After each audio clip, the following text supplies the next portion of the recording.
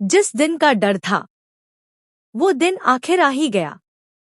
दुर्गा देवी ने बिना कुछ सोचे ठाकुर जी और पलटू को धक्के मारकर घर से बाहर निकाल दिया और दरवाजे पर उनका बोरिया बिस्तर देखकर पलटू के तो जैसे पैरों तले जमीन ही खिसक गई। जिस पलटू ने इन चारों बहुओं को घर से निकालकर ये सोचा था कि वो दर-दर भटकेंगी, वो नहीं जानता था कि बाहर जाकर ये चारों बहुएं अपनी पहचान, टैलेंट और इज्जत से मोहल्ले में तूफान मचा देंगी।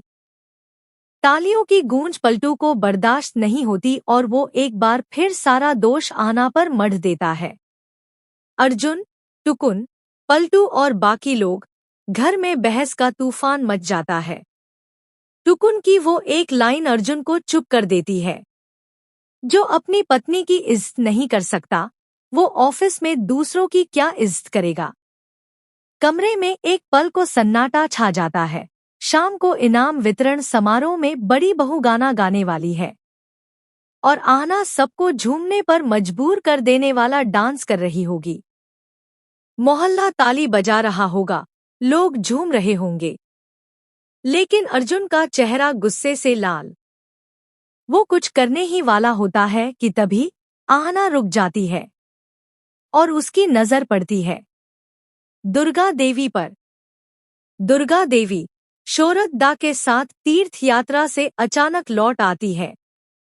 जैसे ही वो सच्चाई सुनती है कि उनकी चारों बहुओं को ठाकुर जी और पलटू ने घर से धक्के मारकर निकाला, उनकी आंखों में आग जल उठती है। मेरी गैरमौजूदगी में इतना बड़ा अपमान।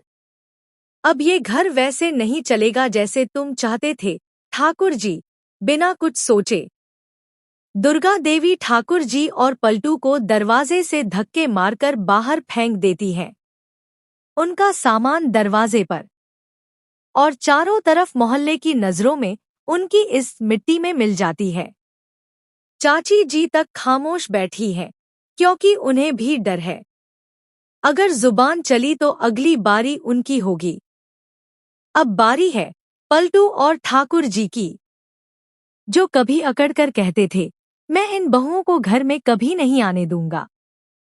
अब वही खुद घर के बाहर पड़े हैं।